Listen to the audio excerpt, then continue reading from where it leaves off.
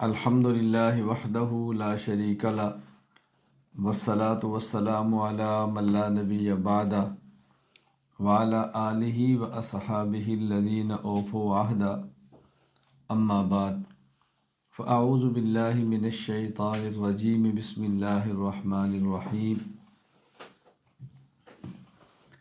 والعصر ان الانسان لفی خسر الا الذین آمنوا وعملوا الصالحات وتواصوا بالحق وتواصوا بالصبر اللہم صلی علی محمد وعلی آل محمد کما صلیت علی ابراہیم وعلی آل ابراہیم انک حمید مجید اللہم بارک علی محمد وعلی آل محمد کما بارکت علی ابراہیم وعلی آل ابراہیم انک حمید مجید۔ الحمدللہ، اللہ کا شکر ہے کہ اللہ تعالیٰ نے ہمیں انسان بنایا، مسلمان بنایا، حضور اکرم صلی اللہ علیہ وسلم کو امتی بنایا، اور اللہ تعالیٰ کا بہت بڑا احسان ہے کہ اللہ تعالیٰ نے علم دین حاصل کرنے کی توفیق عطا فرمائی۔ ہمارے ہاں ای مرکز کے تحت جس طرح چھوٹے بچوں کے لیے تعلیم القرآن کورس ہے، اسی طرح بڑے مردوں اور خواتین کے لیے مختلف کورسز ہیں۔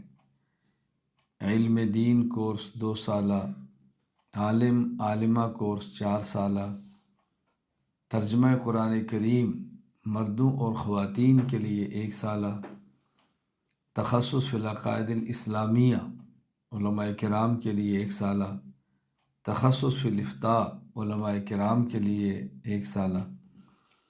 ابھی ہمارا کورس چل رہا ہے مردوں کا بھی اور خواتین کا بھی 2 سالہ علم دین کورس اور 4 سالہ عالم اور عالمہ کورس۔ یہ جو ہمارے یہاں کورس ہے اس کے اندر کتابیں ہیں ایک مختلف کورسز کے حساب سے ہم نے کتب رکھی ہیں۔ تو ایک کتاب بہت اہم اور بنیادی ہے، اسلامی عقائد، عربی میں اس کا نام ہے العقائد الاسلامیہ۔ تو آج سے ہم انشاءاللہ العزیز 1 گھنٹہ یومیہ کی بنیاد پر اسلامی عقائد کا سبق شروع کریں گے، اور توجہ کے ساتھ اس سبق کو سنیں، سمجھیں، اور اگر کسی موقع پر کوئی بات سمجھ نہ آئے تو آپ کو پورا حق حاصل ہے کہ آپ سوال کریں تاکہ بات اچھی طرح سمجھ آئے۔ اللہ تعالی ہمیں عقائد کو پڑھنے کی، سمجھنے کی اور پوری امت میں سمجھانے اور عام کرنے کی توفیق عطا فرمائے۔ بسم اللہ الرحمن الرحیم۔ شریعت کے اجزاء۔ شریعت کے بنیادی اجزاء 5 ہیں۔ نمبر 1 اعتقادات، نمبر 2 عبادات، نمبر 3 اخلاقیات، نمبر 4 معاشرات، نمبر 5 معاملات۔ اعتقادات کا معنی ہے عقائد، عبادات کا معنی ہے اعمال، اخلاقیات کا معنی ہے اخلاق، معاشرات کا معنی ہے باہمی رہن سہن، اور معاملات کا معنی ہے باہمی آپس کے لین دین کے تعلقات۔ معاملات کا تعلق صرف لین دین کے ساتھ نہیں ہے، اس کا دائرہ وسیع ہے۔ باہمی جو تعلقات ہیں اس کا نام معاملات ہے۔ ان میں اہم ترین جز وہ عقائد ہیں۔ اگر کسی شخص کے نام عمل میں ایک بھی نیک عمل نہ ہو اور عقائد اس کے درست ہوں تو وہ بالیقین جنت میں جائے گا، اپنے برے اعمال کی سزا بھگت کر، یا اللہ تعالیٰ کے محض فضل اور کرم سے، یا اللہ تعالیٰ کے حکم سے کسی کی شفاعت کی بنیاد پر لے کر جائے گا۔ اور اگر کسی شخص کے نامہ اعمال میں ایک بھی برا عمل نہ ہو، سب نیک اعمال ہوں، لیکن عقائد اس کے درست نہ ہوں، یہ کسی صورت میں جنت میں داخل ہونا تو بہت دور کی بات ہے، یہ جنت کی خوشبو بھی نہیں سونگھ سکتا، اس کو جنت کی ہوا بھی نہیں لگ سکتی۔ اس سے اندازہ فرمائیں کہ عقائد کا اہم ہونا کتنا ضروری ہے۔ اسلام ایک عمارت ہے، اسلام ایک مکان ہے، اسلام ایک تعمیر ہے جس کے مختلف کمرے ہیں، اور اس کی بنیاد زمین و عقائد ہے۔ اگر زمین نہ ہو، بنیاد نہ ہو، تو اس کے اوپر کمرے مکان کے نہیں بن سکتے۔ اسی طرح اگر عقائد نہ ہوں، یعنی درست عقائد نہ ہوں، تو اس پر اسلامی عمارت اور تعمیر کو کھڑا نہیں کیا جا سکتا۔ اس سے آپ اندازہ فرمائیں کہ عقائد کتنے اہم ہیں۔ اس لیے عقائد سے غفلت نہیں برتنا، عقائد کو بہت اچھی طرح سمجھنا ہے، اور تمام اعمال میں، تمام امور شریعت میں سب سے زیادہ اہمیت ہم نے عقائد کو دینی ہے۔ جس قدر عقائد اہم ہیں اسی قدر اس پر توجہ دینی ہے۔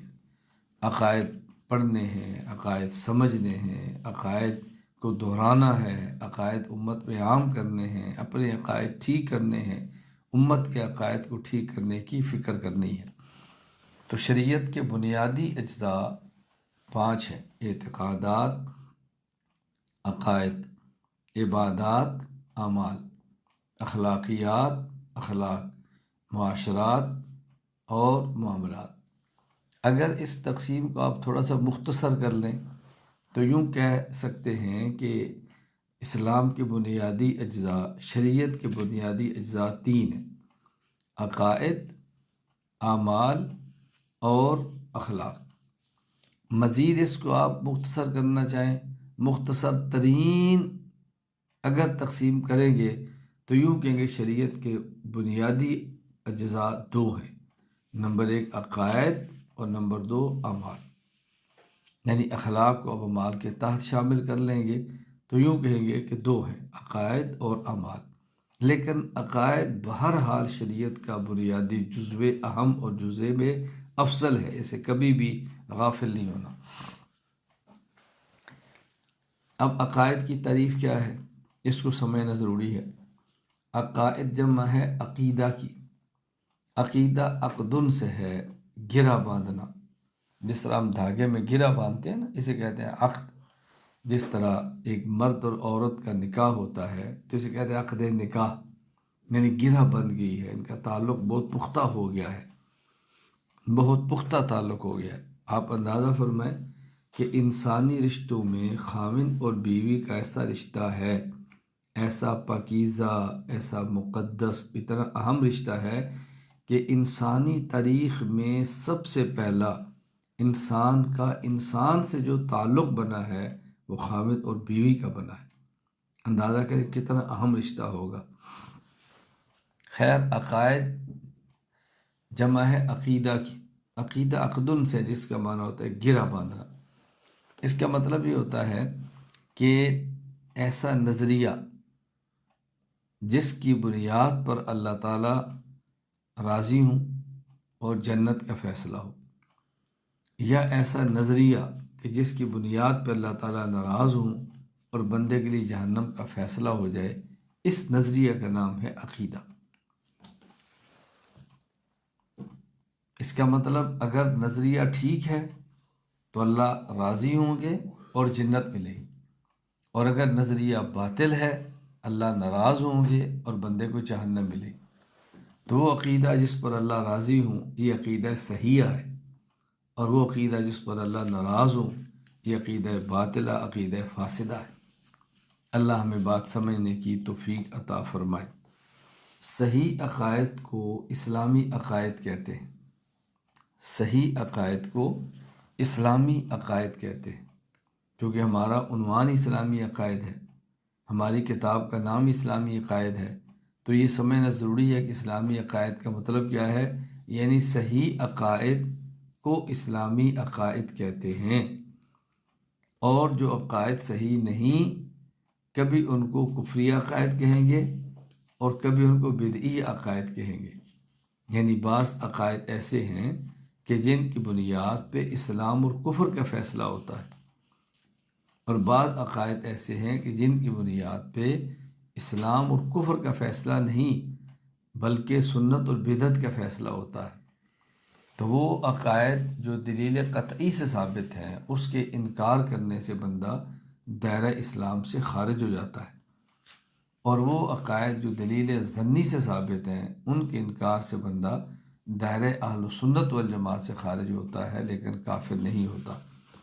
اس کی مکمل تفسیر میری کتاب اصول عقائد کے اندر موجود ہے، اور میں نے اصول عقائد سبکن پڑھائی ہے۔ اس کے 9 اسباق ہیں، کتاب بھی موجود ہے، ویڈیو بھی موجود ہے، اس کی آڈیو بھی موجود ہے، اور جن کا مجھ سے بیعت کا تعلق ہے، جن کو میں اپنے موبائل سے براہ راست کچھ چیزیں بھجواتا ہوں، میں نے اصول عقائد کے تمام اسباق ان تک پہنچا دی ہیں۔ میں اسلامی عقائد کی درسگاہ میں شامل تمام حضرات اور خواتین سے یہ عرض کروں گا کہ خصوصاً اپنی بچیوں سے کہ آپ وہ کتاب العقائد کہ میرے جو اصول عقائد کے سبق ہیں وہ آپ سارے سنیں، پھر اس پر تفصیل سے میں نے گفتگو اس پر کی ہے، اور بڑی شر و بست کے ساتھ بڑی وضاحت سے میں نے ان باتوں کو بیان کیا ہے۔ خیر وہ آپ اس کا مطالعہ فرمائیں گی، پڑھیں گی تو اس کے اندازہ ہوگا کہ وہ کتنی اہم کتاب ہے۔ آج کی نشست میں ہماری دوسری گفتگو ہوگی کہ ایمان اور کفر سے متعلق کچھ بنیادی چیزیں اچھی طرح ذہن نشین فرما لیں۔ اس حوالے سے نمبر 1، رسول اکرم صلی اللہ علیہ وسلم کی لائی ہوئی تمام چیزوں کو ماننے کا نام ایمان ہے۔ ایمان کا معنی ہے التصدیق بجمیع ما جاء بہ النبی صلی اللہ علیہ وسلم، نبی پاک صلی اللہ علیہ وسلم کی لائی ہوئی تمام چیزوں کو ماننا، اس کا نام ایمان ہے۔ نمبر 2، ضروریات دین میں سے کسی ایک کے انکار کرنے کا نام کفر ہے، یعنی وہ تمام چیزیں جو رسول اکرم صلی اللہ علیہ وسلم لے کر آئے ہیں اس کا ماننا ایمان ہے۔ ضروریات دین یعنی جو دلیل قطعی سے ثابت ہیں اور معروف اور مشہور ہے، ہر مسلمان ان کو بڑے آرام سے سمجھتا ہے، ان میں سے کسی ایک کا بھی انکار کریں گے تو بندہ کافر ہو جاتا ہے۔ یہاں بات اچھی طرح ذہن نشین فرما لیں، مومن ہونے کے لیے تمام ایمانیات کا اعتراف کرنا ضروری ہے، لیکن کافر ہونے کے لیے تمام ایمانیات کا انکار کرنا ضروری نہیں ہے۔ ایمانیات میں سے کسی ایک کا بھی انکار کرے تو بندہ کافر ہو جاتا ہے۔ مثال سمجھیں، مومن ہونے کے لیے الحمد سے لے کر والناس تک قرآن کریم کی تمام آیات کو ماننا ضروری ہے، لیکن کافر ہونے کے لیے تمام آیات کا انکار ضروری نہیں ہے۔ قرآن کریم کی کسی ایک آیت کیا ایک لفظ کا بھی انکار کرے گا بندہ تو دائرہ اسلام سے خارج ہو جائے گا۔ یہ اچھی طرح سمجھ لیں۔ تو یہ غلطی کبھی نہ کرنا کہ فلاں بندہ کا ایک عقیدہ ٹھیک نہیں باقی تو ٹھیک ہے نا اس کے، اس غلط فہمی کے اندر کبھی مبتلا نہیں ہونا۔ بعض لوگوں کو غلط فہمی ہوتی ہے کہ ہمارے متکلمین الفقہاء نے لکھا ہے کہ اگر کوئی شخص ایسی بات کہہ دے کہ جس کے 100 مطلب ہوں، اس میں 99 مطلب کفر کے ہوں اور ایک مطلب ایمان کا ہو تو اس کو مومن سمجھا جائے گا۔ تو آپ کیسے کہتے ہیں کہ ایک چیز کے انکار سے بندہ کافر ہوتا ہے؟ یہ بات اچھی طرح سمجھ لیں، میں نے اصول عقائد پر اس وقت تفصیل سے بات کی۔ خلاصہ کیا ہے کہ جس میں 99 احتمال تو کفر کے تھے اور ایک احتمال ایمان کا تھا، اس میں ہم غالب گمان یہی رکھیں گے کہ اس کی مراد وہی احتمال ہے جو ایمان والا ہے، کفر والا نہیں ہے۔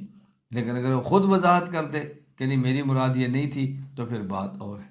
تو بات اچھی طرح اس کو سمجھ لیں تاکہ الجھن نہ ہو۔ نمبر 3، ایمان میں کمی بیشی نہیں ہوتی، البتہ ایمان کی کیفیت میں کمی بیشی ہوتی رہتی ہے۔ اس کا مطلب یہ ہے کہ ایمان نہ کم ہوتا ہے نہ بڑھتا ہے، ایمان کی کیفیت کبھی اوپر کبھی نیچے آتی رہتی ہے۔ اچھے ماحول میں ہے تو کیفیت اوپر جائے گی، ماحول اچھا نہیں ہے تو کیفیت نیچے آئے گی، لیکن خود ایمان نہ کم ہوتا ہے نہ بڑھتا ہے۔ میں اس کو سمجھانے کے لیے کہتا ہوں، ایک ہے ایمان کی کمیت، مقدار، ایمانیات، ایمان کی بنیادیں ایک، اور ایک ہے ایمان کی کیفیت، حالت۔ تو ایمان کی جو کمیت ہے، مقدار ایمانیات، وہ نہ کم ہوتی ہے نہ زیادہ ہوتی ہے۔ مثال کے طور پہ اگر الحم سے لے کے والناس تک پورے قرآن کو ماننا ضروری ہے تو نہ ہم ایک آیت کو کم کر سکتے ہیں نہ ایک آیت کو بڑھا سکتے ہیں۔ یہ معنی ہے کہ نہ ایمان کم ہو سکتا ہے نہ ایمان زیادہ ہوتا ہے، یعنی ایمانیات میں نہ کمی ہے اور نہ ہی زیادتی ہے۔ ہاں لیکن اگر بازار میں ہے تو کیفیت اور ہے، مسجد میں ہے کیفیت اور ہے، کسی عالم اور صالح کی مجلس میں ہے کیفیت اور ہے، اگر کسی گندے کی صحبت میں ہے تو کیفیت اور ہے، یہ بات الگ ہے۔ لیکن ایمان کی کیفیت میں کمی بیشی ہوگی، خود ایمان کے اندر کمی بیشی نہیں ہوگی۔ اس سے بات سمجھ جانی چاہیے کہ جو امام ابو حنیفہ رحمہ اللہ فرماتے ایمان اہل السماء والارض لا یزید ولا ینقص، کہ مومن کا ایمان نہ بڑھتا ہے نہ کم ہوتا ہے، اس پر لوگ اشکال کرتے ہیں کہ قرآن کریم میں اس کے خلاف آیات موجود ہیں، زادتہم ایمانا زادہم ایمانا، کہ ایمان بڑھتا ہے۔ تو امام حنیفہ کا عقیدہ قرآن کے خلاف ہے؟ قطعاً نہیں۔ جو امام سے فرماتے ہیں ایمان نہ کم ہوتا ہے نہ زیادہ، اس کے مطلب ایمان کی کمیت اور ایمانیات ہے، اور جو قرآن کہتا ہے کم ہوتا ہے اور زیادہ ہوتا ہے، اس سے مراد ایمان کی کیفیت ہے۔ امام ابو حنیفہ کا عقیدہ اور قرآن کے خلاف ہو، ایسا ممکن نہیں ہے، ایسا ممکن نہیں ہے، ایسا ممکن ہی نہیں ہے۔ ہم نے سوچ سمجھ کر امام اعظم ابو حنیفہ رحمہ اللہ کی تقلید کی ہے۔ نمبر 4، اہل قبلہ میں سے کسی کو کافر کہنا درست نہیں، یعنی بندہ جو اہل قبلہ ہو، اہل قبلہ مومن ہوتا ہے، کسی اہل قبلہ کو کافر نہیں کہہ سکتے۔ نمبر 5، سوال یہ ہے کہ اہل قبلہ ہوگا کون جس کو ہم کافر نہیں کہہ سکتے؟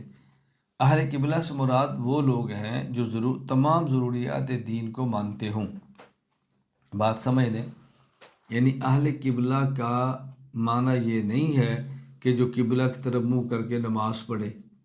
اہل قبلہ شریعت کی ایک اصطلاح ہے جس کا مخصوص ایک مفہوم ہے۔ عام بندے یہ سمجھتے ہیں کہ جی فقہاء نے لکھا ہے کہ اہل قبلہ کو کافر نہیں کہنا چاہیے، یہ جو قادیانی اور مرزائی ہیں یہ کعبہ کی طرف منہ کر کے نماز پڑھتے تو اہل قبلہ ہے، کافر کیوں کہتے ہو؟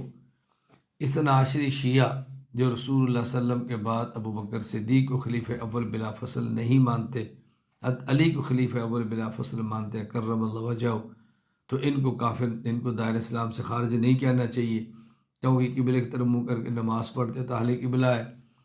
فلاں فرقہ ہے فلاں فرقہ ہے وہ تو اہل قبلہ ہے، تو کیوں کافر کہتے ہیں؟ جب فقہا کہتے ہیں اہل قبلہ، اہل قبلہ کا معنی صرف یہ نہیں ہے کہ قبلہ کی طرف منہ کر کے نماز پڑھیں۔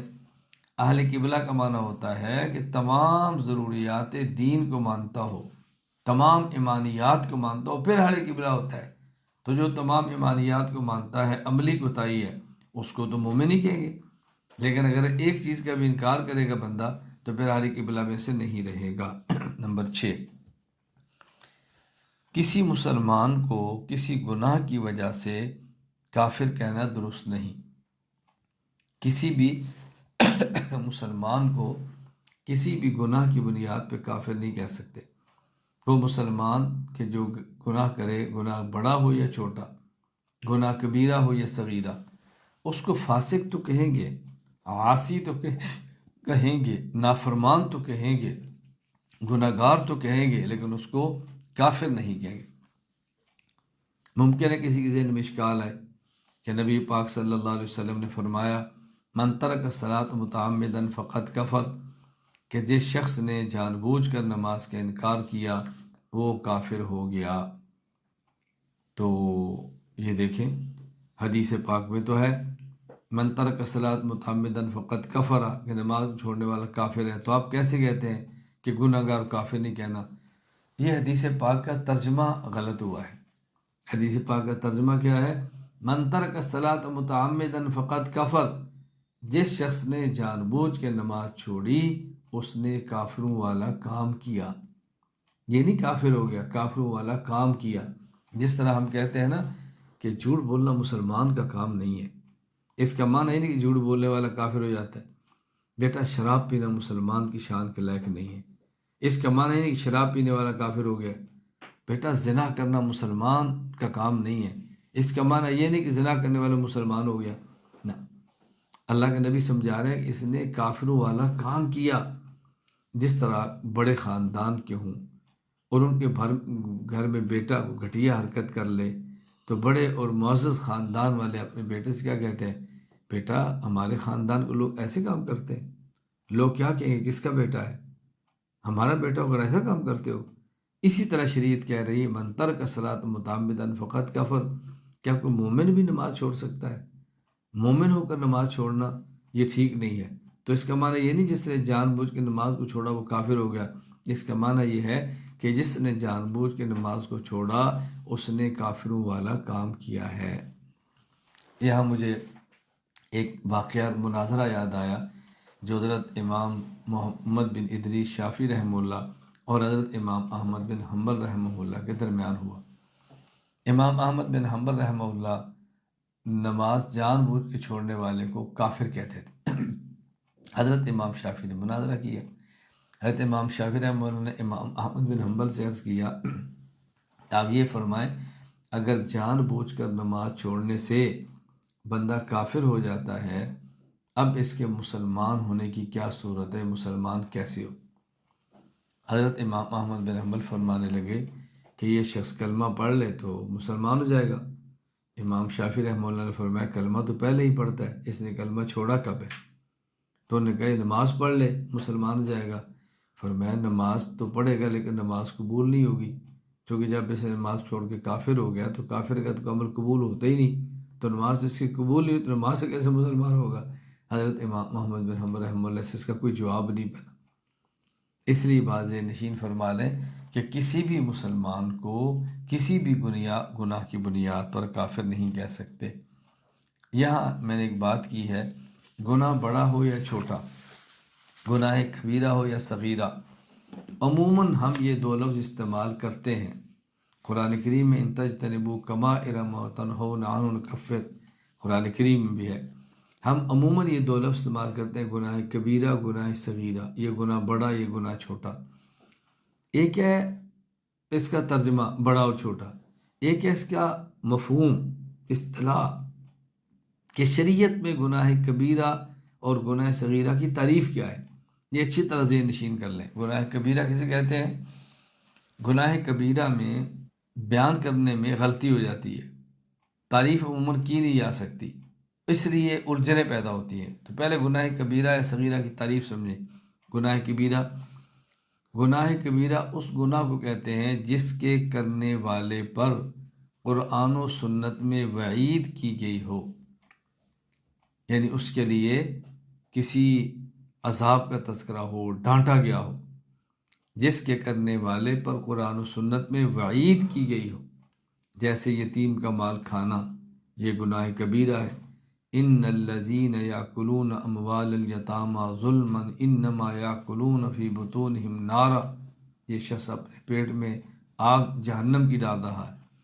نمبر 2، اس گناہ کو کہتے ہیں جس پر حد مقرر کی گئی ہو، جیسے چوری پر حد ہے ہاتھ کاٹو، زنا پر حد ہے اگر کنوارا ہے تو اس کو 100 درے مارو، شادی شدہ ہے تو سنگسار کرو، شراب پینا اس پر حد ہے۔ تو جس گناہ پر حد ہو، جس گناہ پر حد ہو اس کو گناہ کبیرہ کہتے ہیں۔ نمبر 3، جس کے کرنے والے پر لعنت کی گئی ہو وہ بھی گناہ کبیرہ ہے، جیسے کسی کو نقصان پہنچانے کے لیے جھوٹ بولنا، ایسے جھوٹے پر بھی لعنت آئی ہے۔ میرے لفظ یاد رکھیں، کسی کو نقصان پہنچانے کے لیے جھوٹ بولنا، ایک ہوتا ہے اپنی جان بچانے کے لیے جھوٹ بولنا، الگ ہے نا، ایک ہے کسی کو نقصان پہنچانے کے لیے جھوٹ بولنا، الگ ہے، فرق ہے۔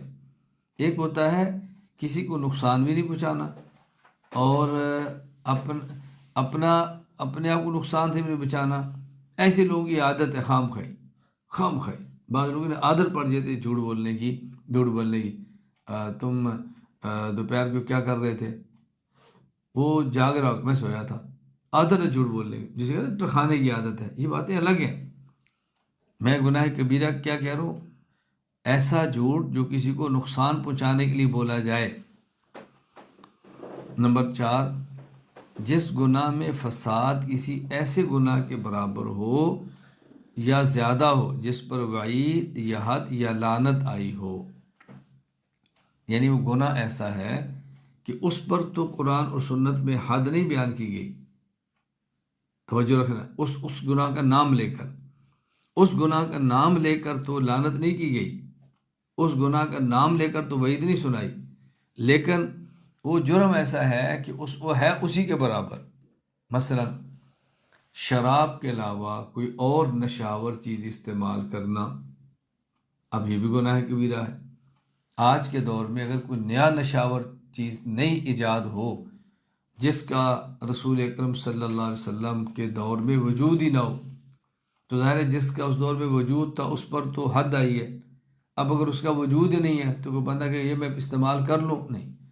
جس طرح شراب پینے سے انسان بہکتا ہے، شراب پینے سے نشہ آتا ہے، آج کوئی اور چیز بھی اسی طرح استعمال کرے گا جو شراب نہ ہو لیکن نشہ آور ہو، اس کا بھی استعمال کرنا گناہ کبیرہ ہوگا۔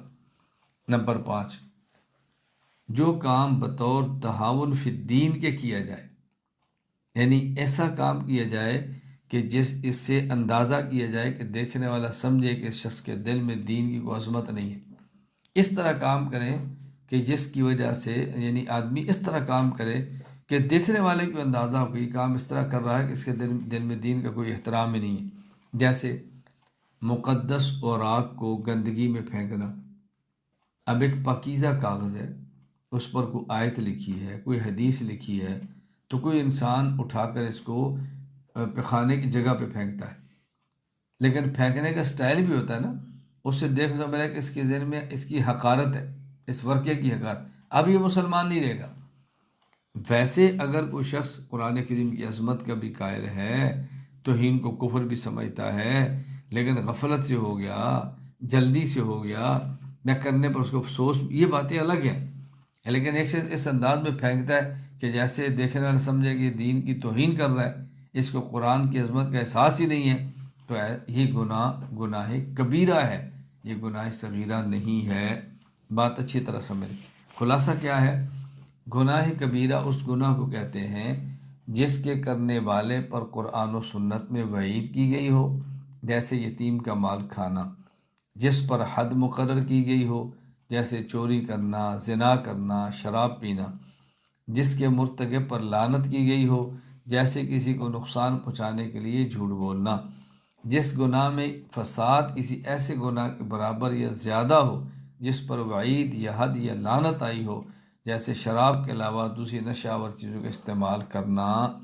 نمبر 5، جو کام بطور تعاون فی الدین کیا جائے، یعنی اس انداز سے کیا جائے کہ دیکھنے والا یہ سمجھے کہ اس شخص کے دل میں دین کی کوئی عظمت نہیں ہے، جیسے مقدس اوراق کو گندگی میں پھینکنا، اب یہ گناہ کبیرہ ہے۔ گناہ صغیرہ، اب گناہ صغیرہ کی تعریف بہت آسان ہوگی۔ گناہ صغیرہ اس گناہ کو کہتے ہیں کہ جس پر وعید نہ کی گئی ہو، مثلا وہ جھوٹ بولنا جس میں کسی کو کوئی نقصان نہ پہنچے، جیسے میں نے کسی آدمی کی عادت ہے ویسے ہی جھوٹ بولتے رہنا۔ ایک آدمی بازار سے گھڑی لے آتا ہے، قیمت اس کی 500 ہے، اور خواہ کہتا ہے میں 600 کی لایا ہوں، عادت ہے جھوٹ بولنے کی، یہ گناہ ہے لیکن صغیرہ ہے۔ اسی طرح کسی فاسق کے پاس بلا ضرورت بیٹھنا، یہ بھی گناہ ہے لیکن گناہ صغیرہ ہے۔ کیا ضرورت ہے فاسق کے پاس بیٹھنے کی؟ مت بیٹھے، احتیاط کرنی چاہیے۔ میں ایک بات عرض کر دوں، اس کے بارے میں اچھی طرح ذہن رکھ لیں۔ صحبت صالح ترا صالح کنت، صحبت طالح ترا طالح کنت۔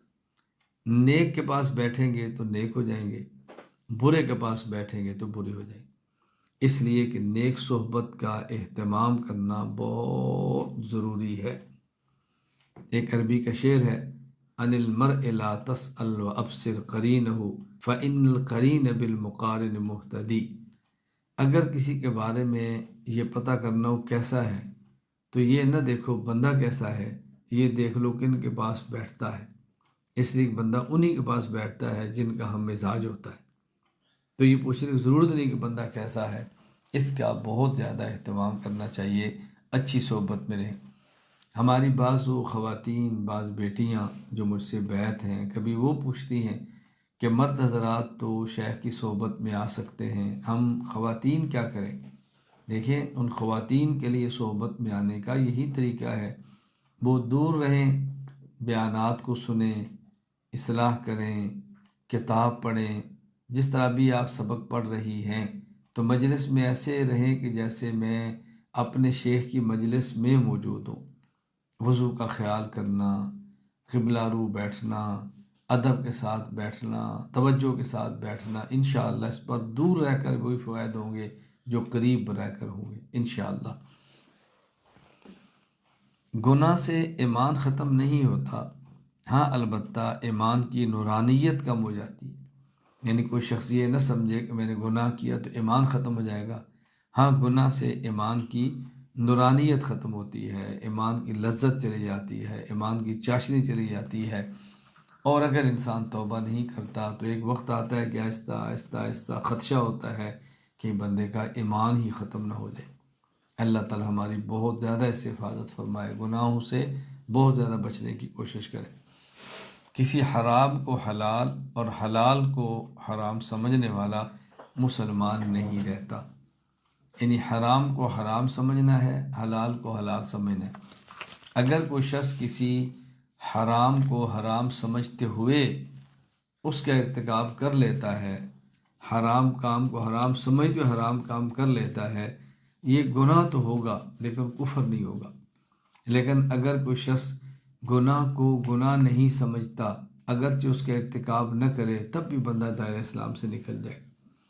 مثال کے طور پہ ایک بندہ نماز نہیں پڑھتا لیکن کہتا ہے کہ نماز فرض ہے، یہ مسلمان ہے۔ لیکن ایک بندہ نماز پڑھتا ہے اور کہتا ہے نماز فرض نہیں ہے، تو یہ مسلمان نہیں ہے۔ ایک بندہ زکوٰۃ نہیں دیتا اور کہتا ہے زکوٰۃ فرض ہے، یہ مسلمان ہے۔ ایک بندہ زکوٰۃ دیتا ہے لیکن کہتا ہے کہ زکوٰۃ فرض نہیں ہے، یہ مسلمان نہیں ہے۔ ایک بندہ روزہ کہتا ہے فرض ہے، روزہ رکھتا نہیں، تو مسلمان ہے۔ اور ایک بندہ روزہ رکھتا ہے لیکن کہتا ہے روزہ فرض نہیں ہے، تو مسلمان نہیں ہے۔ اسی طرح ایک بندہ شراب نہیں پیتا اور کہتا ہے شراب حرام بھی نہیں ہے، یہ مسلمان نہیں ہے۔ اور اگر ایک بندہ شراب پیتا ہے اور کہتا ہے کہ شراب حرام ہے، یہ مسلمان ہے۔ ایک بندہ زنا نہیں کرتا اور کہتا ہے کہ زنا حرام نہیں ہے، یہ مسلمان نہیں ہے۔ اور ایک بندہ زنا کرتا ہے اور یہ کہتا ہے کہ زنا حرام ہے، یہ بندہ مسلمان ہے۔ یہ بات اچھی طرح سمجھیں، ایک بندہ شراب نہیں پیتا اور کہتا ہے شراب حرام بھی نہیں ہے، یہ مسلمان نہیں ہے۔ لیکن ایک بندہ شراب پی لے اور یہ کہ شراب حرام ہے، یہ بندہ مسلمان ہے۔ یہ باتیں بہت اچھی طرح سمجھنا ضروری ہے۔ اللہ تعالیٰ مجھے اور آپ کو بات سمجھنے کی توفیق عطا فرمائے۔